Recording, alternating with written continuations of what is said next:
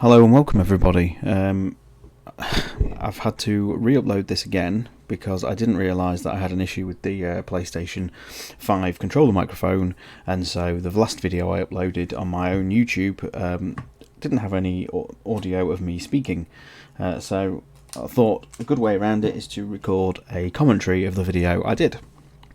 So I'll try and basically cover as many of the things as I talked about during the stream itself as we look at it here. So we're going to play the demo on standard difficulty. Just a quick sort of caveat: this was not the first time I'd played through it. I had exploited the usage of various stores around the world and downloaded it for my PlayStation 5 and 4 on the Japanese store, the American store and the UK store. So this was something like, I think, my 9th attempt. Rose is here?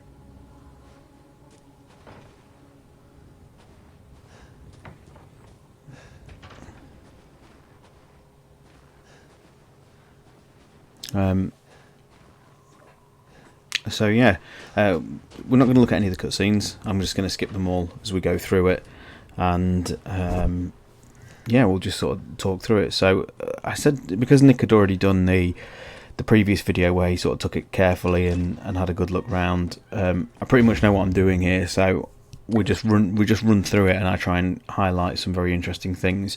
So across the demo, there's a lot of things you can find that aren't exactly in plain sight. You have to do a bit of searching for them, like you would do in Resident Evil 7. And what I talk about here is the fact that most things in the demo have been uncovered or found, with the exception of this drawer, which is an easy to pick lock you would need a traditional lockpick for. And to my knowledge, up until the demo went down, the lockpick was never found. So I don't know whether it was just one of those things that was put in just for fun, to keep people guessing, or whether there is a hidden lockpick somewhere and we just all never ended up discovering it. But to my knowledge, the demo went down with no one finding it. So this is the PlayStation 5 version running with ray tracing on. Digital Foundry have just put up a video actually which show the demo, even with ray tracing on, runs at a fairly decent 60 frames a second with a few notable drops. So this is the first of 3 goat items that are within the demo. The goat items are basically like the Mr. Raccoons or the Toy Uncle items of this particular game. Or is it Mr. Everywhere from Resident Evil 7? So that we'll have to, shoot them in the game. We just found a herb in one of the graves there. And there is also, I think we're about to go to the mausoleum, where there is another item just behind the door. You can't really see it terribly well, but you won't be going in there in the demo. What I was trying to find here, and I since now know where it is a gravestone which has the name of a girl, Eva, onto it. To my knowledge, the only birdcage hanging from a tree in the demo that you can actually shoot reveals some rusted scrap, which you use for some of the many craftings.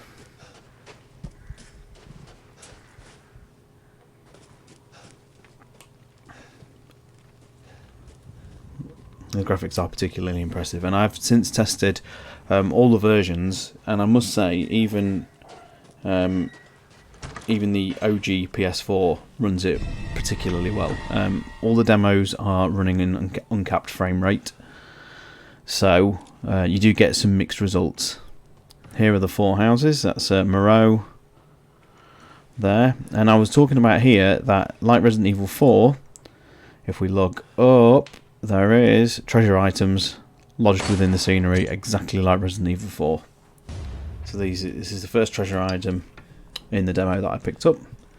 And at this point I was also saying how I was pretty disappointed with the fact that not much is breakable. So if you shoot like the windows and things like that, they don't actually break, which is disappointing. Just looking around more of the gravestones, but we're coming up to the first combat encounter here. And again, if you go off to these little side things, there's often you know, more scrap to find occasional ammo, bits of ammo. So just quickly showing off here the barricade mechanic, which we won't use just yet, although we will get to that in a minute. The bags of flour are used to create temporary pieces of cover, I think. Didn't really use it in any kind of combat capacity. But if anyone who ran past this shed will know, this is the only place in the demo where you can get additional weapons. So everyone starts off with a knife and the starting pistol, but here, I'm just showing the crafting mechanic here. Here is the shotgun. Okay. And the reloading and things are very nice. They've put some nice animations there as Ethan checks the weapon over and whatnot. The only mine we're given.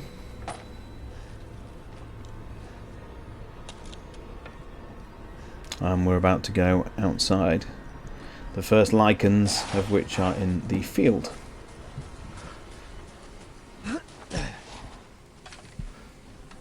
Just noticed watching it back, the bitrate of this video is not particularly high, so a lot of the details crushed, unfortunately, in compression.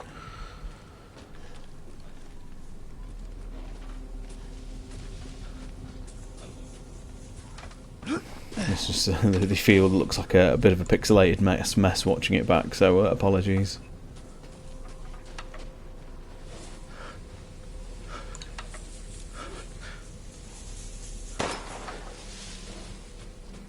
I think I get clipped on one of the pieces of scenery and one of the lichens grabs me here, but for the most part I'm just running past this combat because we'll engage the other combat in a moment. I'm going to go see Alana here.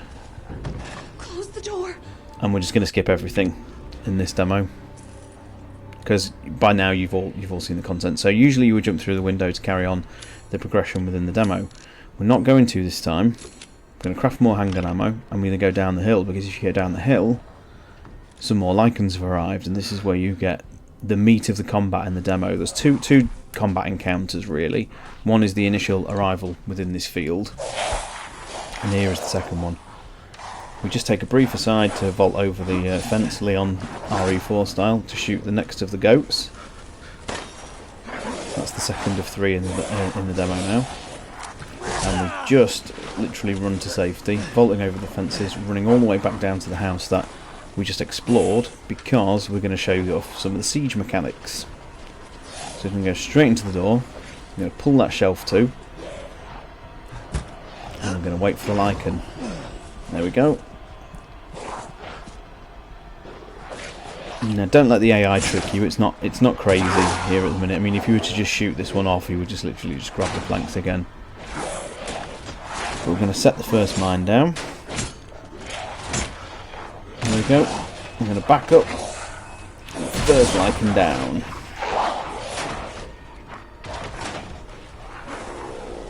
And the bodies crumble and disappear RE4 style, although it looks more akin to like a vampire's dusting, I guess, this time round.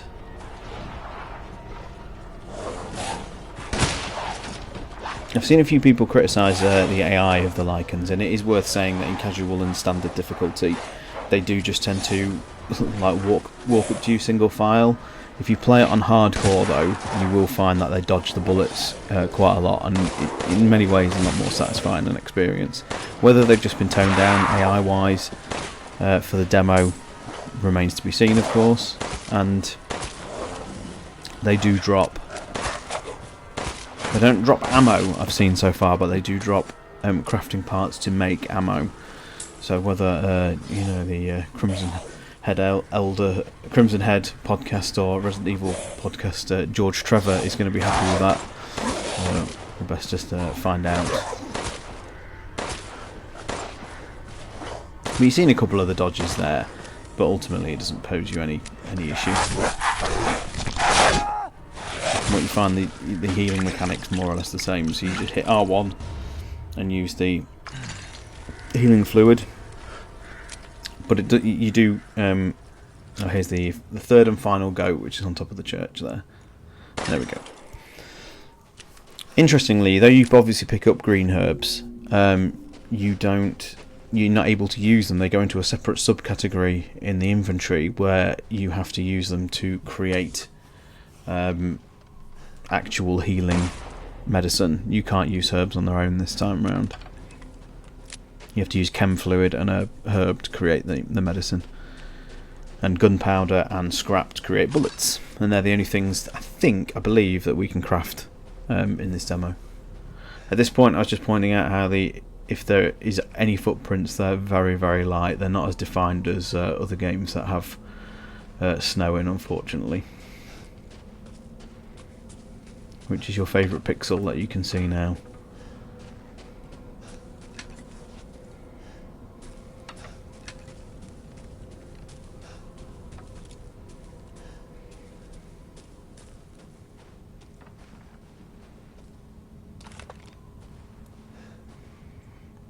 What the only thing we can do now is literally advance the story within the demo. Hang on, Papa.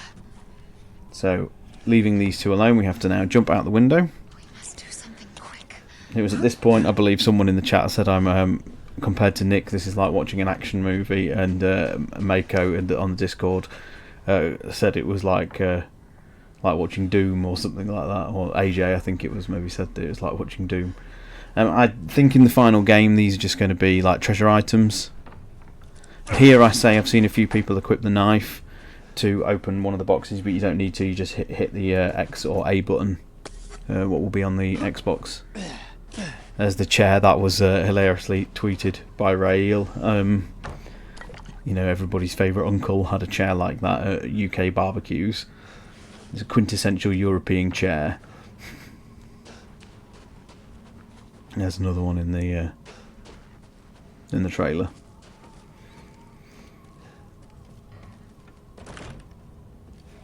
And so you progress the demo by pulling the bolt across this gate and letting Alana and her father come through.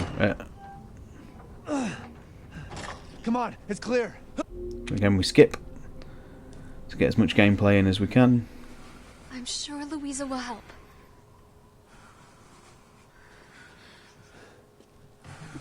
And we advance to the next section by knocking on the door. Just hold on a bit longer, Papa. Hello? Anybody home?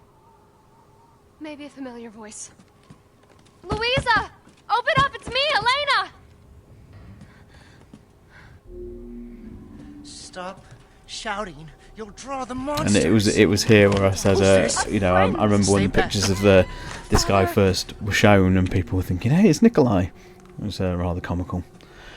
At this point, I was mentioning how when you get to the interior locations, there's very little that actually defines the various versions that we had access to over the weekend. And certainly this bit, you know, without the sort of vistas and the intense detail that you have outside, the lower resolution sort of masked somewhat here on the PlayStation 4 version, and it actually holds up really well. It's worth saying, holds up very well. I don't really know what the purpose of this is yet. I can only assume that there'll be text entries and whatnot in the final game. Maybe that text will be legible, you know, even if it's just text, flowing text on a screen. I did also joke maybe it's like the game's photo book, like a Legend of Zelda game where you have to, you know, get a pocket camera and add photos to the tour book. But we're about to go into what is the demo's massacre. Elena's father. Here, you just skip as soon as he grabs you, and you get bumped onto the next section. Now, I had read that someone had actually found a lockpick within this area, but I think they genuinely got it confused with the screwdriver that we're going to get in a moment, because it does look very similar to the lockpicks that are in Resident Evil 7.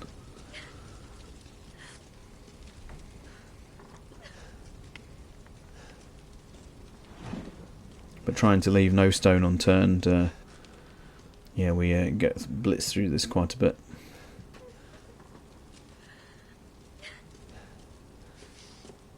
I'm wondering if the sort of horrid compression that I'm looking at now is a setting on my PS5. I'll have to check it out when I conduct an audio test soon to make sure this never happens again. Herb in the plant pot. And this is the sub-menu. I was talking about the crafting sub-menu. That's where they go to. And this is just showing that if you examine the weapons, you get RE4 style stats for the guns. the detail on the weapon, on all the items is exquisite. I don't know what real life equivalent of these, but here I give you a very nice Metal Gear Solid quote in that engraving gives you no tactical advantage whatsoever. We just had a quick look at the knife to see if there's anything on it, but it's just a very extremely basic knife. And that's where the herbs go. The herbs go into a sub-menu. You can't do anything else with them other than craft. So if you think, I could just take a herb like in Resident Evil 7 to do a quick heal, you actually can't this time round. And yes, also key items do also have their own separate sub-menu as well. So it's interestingly now that this menu that you're seeing here is only mainly for weapons, ammo and supplies. Keys will no longer take up that inventory space. So the idea of having to consider not picking up some ammo in favour of a key item is not really going to be an issue in Village. Whether that's for better or worse remains to be seen. More currency, the lei, I presume is how you pronounce it. It is a really interactive item in this demo. And here we point out the Regina Rose, and the thing I was pointing out here, and it will not show in the compression on this video unfortunately, is that compared to the Maiden demo, these labels are incredibly more detailed. If you go back to the Maiden demo now and look at like the Regina Rose bottles, yeah, the details are a lot more muddier. So it's nice to see improvements across the board between the Maiden demo, both in performance and sort of texture quality. That's not to say, of course, the Maiden demo is a slouch in the visual department. It's incredible in its own way, but yeah, certainly some improvements.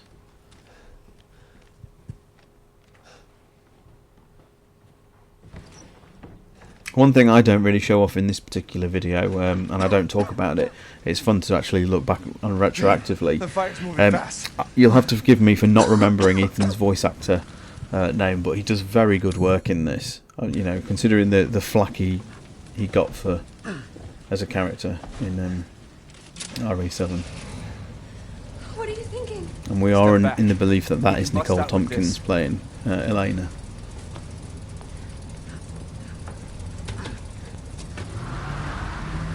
And as soon as you hit the accelerator on the car, you can literally skip this entire section.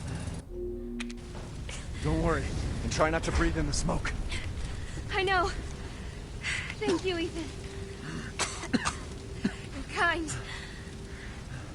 I hope your family is safe. I do too. Once we get out of here, maybe you'll get to meet them. I questioned what that was because it makes no sense. That'd be good. And I was saying, why can't I pick up that blue herb?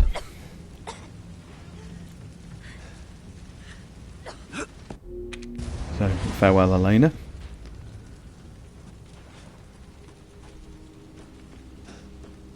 I just don't get it.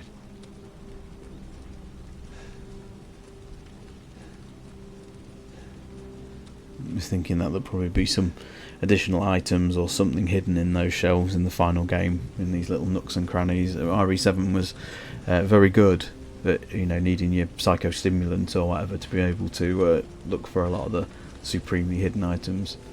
And here it was mainly saying how this view out this window. Just hurry up and punch the wall, Ethan. This place has gone mad. Why the fuck is this happening again? Well, that's what we're going to find out, Ethan.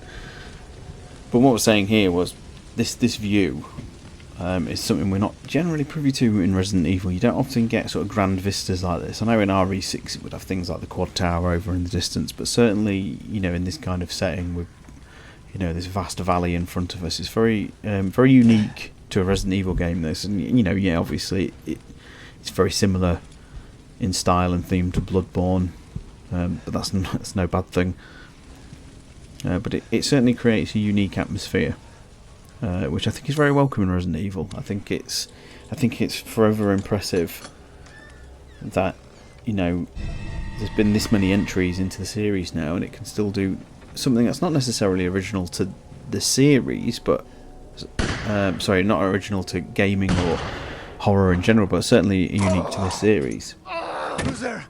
Stop! Mother Miranda! And here we have Mother Miranda. Hey! And I was saying here, it's a shame you're locked into the cutscene. Who was... What was You that? can't even skip it, I don't think, this bit. And I was asked to try and find, I think it is his name Julian, trying to find his body, but it's already dissolved into ash at this point.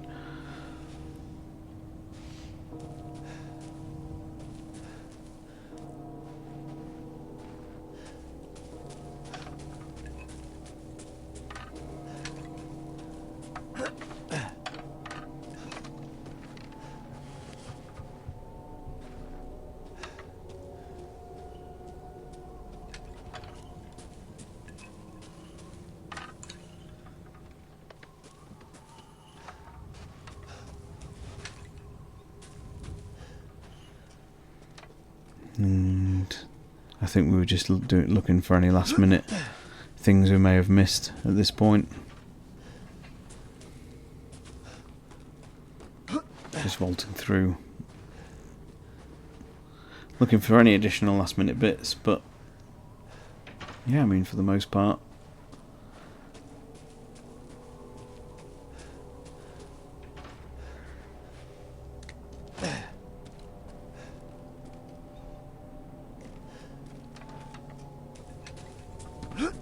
it's a very creepy looking scarecrow. I likened it to Jeepers Creepers, almost expecting the head to turn at some point. I'm sure they will do some sort of scarecrow set piece in the final game. It's surely too good an opportunity to miss.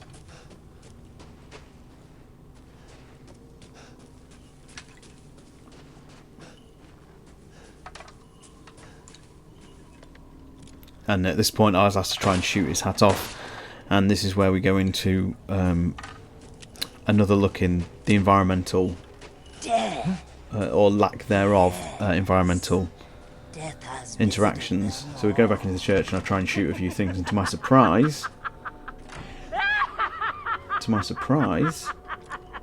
for some reason the plates are breakable. But it's seemingly only the plates.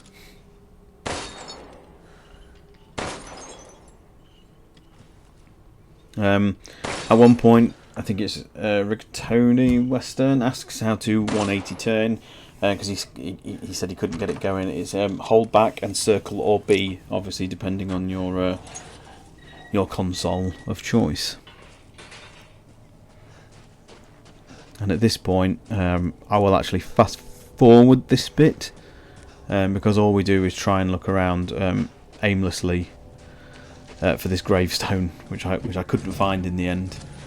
But I do make an observation here how it's so good to have so many gates and little doorways all leading off to various places, and the demo filters very focused and linearly through what it wants us to. And hopefully the finished game, this will act, the village itself I hope will act as the hub, and will go off Zelda style to what you would consider to be the game's dungeons, which are the castle, the factory, the reservoir, and the rest.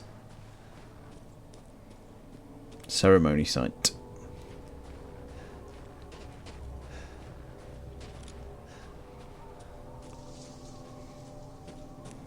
But we're pretty much bringing the demo to a close now. I just run back into this area to highlight one of the additional limitations of the environmental interactions, because I know there is a window of which we can shoot here, and to my disappointment it just doesn't break, and yet the plates do. But then the mug on the top, that's indestructible. There's your adamantium plate there. It makes you wonder why they bothered to render the plates being breakable when literally nothing else is. But you can't do anything else. And I suspect it's perhaps a limitation of the RE engine, because everything's photo scanned to a fault. You know, the photogrammet. I can never pronounce that word. Photo. Yeah, I'm not going to try to because I don't know how to.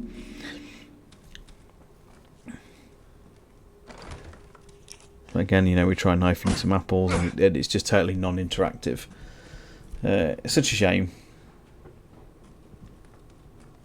But again, you know, it's maybe the price to pay for having, you know, photorealistic graphics in many, many areas.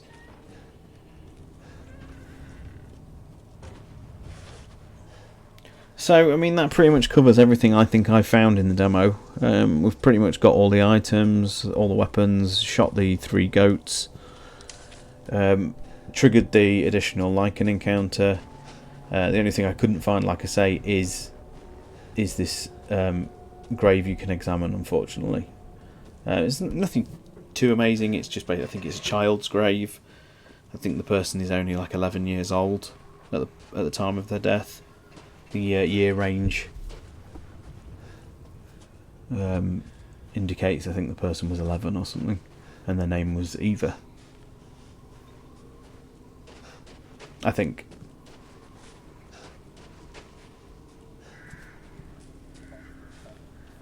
So yeah, I'll just skip this bit to the door. So we're just going to go to the door now because I think we're running out of time. So we'll go and do it. Guess this leads to the castle. The demo's only puzzle. And I just basically finish off by saying I think the demo's I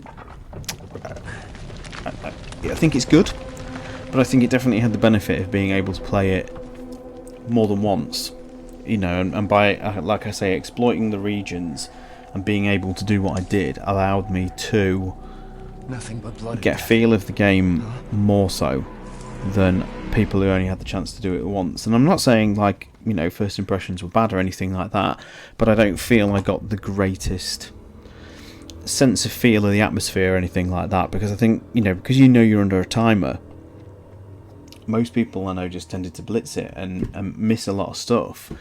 By having the luxury of being able to replay it, you know, just a small handful of times, I think even like 2 or 3 times would have been more beneficial for people to actually get a feeling of the game, to get a grip with, like, you know, the mechanics proper, to play and experiment with the, you know, the other lichen encounter and get a feel for the combat a bit more.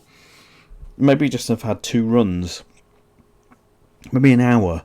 An hour would have been better, because I think most people would have covered the first run in like 25-30 minutes, and then the second run they could have skipped the cutscenes and had a good run round like I did just here.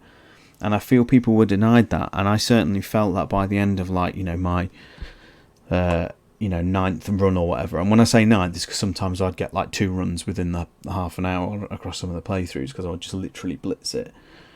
I definitely feel I got to grips with the demo in ways that other people who weren't able to exploit the accounts and whatnot could do, and I think it's a real shame. I don't agree whatsoever with this distribution of the demo. I think it's more harmful to a potential audience than not, and I know people who can't be bothered with even attempting to, like, look at the schedules and things like that, because, you know, people just want to be able to just download it and play it at their own convenience. They don't want to have to schedule an entire day around having to play a demo. And I know it's only half an hour, but, you know, I struggle to find half an hour sometimes. It's not easy. If you've got commitments and family, you know, it's not always easy. And so I think this is a really harmful way of distributing and trying to promote your game. And in terms of the game itself, I think it's fantastic. I think it's very RE4 almost to a fault in places. But that's no bad thing. I think we'd maybe feel a lot better on you know, Village as sort of an RE4 successor if we didn't have the dark cloud of the RE4 remake right around the corner. And I think for the most part that the demo does a really good way of sort of selling a lot to do with the game. I do think it feels a little bit more gamey. I think gamey as a concept than like Resident Evil 7, which felt like I was in Ethan's shoes going through a story. This feels like very much like that, but it feels like it's had aspects of gaming bolted onto it. Like, you know, what we know, the Duke's going to be your merchant. It's got treasure items that you can collect, and in some ways, I do feel like forcing those mechanics into what is predominantly a single-player story-driven experience just makes it feel slightly more artificial than I think we're used to. And I remember this being a dig of like Resident Evil 4 back in the day. It was like, you know, the original sort of trilogy in Code Veronica felt like you were playing a story within a world. Obviously it had gaming mechanics in it with the item boxes and, you know, silly inventory management, like, you know, why can't I just pick up a small key that I could put in my pocket and it takes up the same size of space as rocket launcher? It's all gaming stuff. But Resident Evil 4 felt like the first time you were actually having, like, why would I shoot a gemstone from the eye of a painting, of someone in a painting, and there is a bit of that. It's still nitpicking. At the end of the day, the game is really good, and I'm really looking forward to the castle demo. So I'll not ramble for much more. I will say this has been a very frustrating experience to find out that all my commentary for the last tour was all in the bin, and so hopefully I've been able to salvage at least some of that through doing a commentary for you guys now. If you liked what you've seen with mine and Nick's run through of the village demos, don't forget to drop us a like and subscribe if you're not. It would be very appreciated, and a big thanks to our Patreons who are going to be seen in the card, which should be on your screen in a moment. So I'll bid you all farewell, take care, see you very soon for the castle demo, and I'll catch up with you guys in the future. Thanks very much, and goodbye.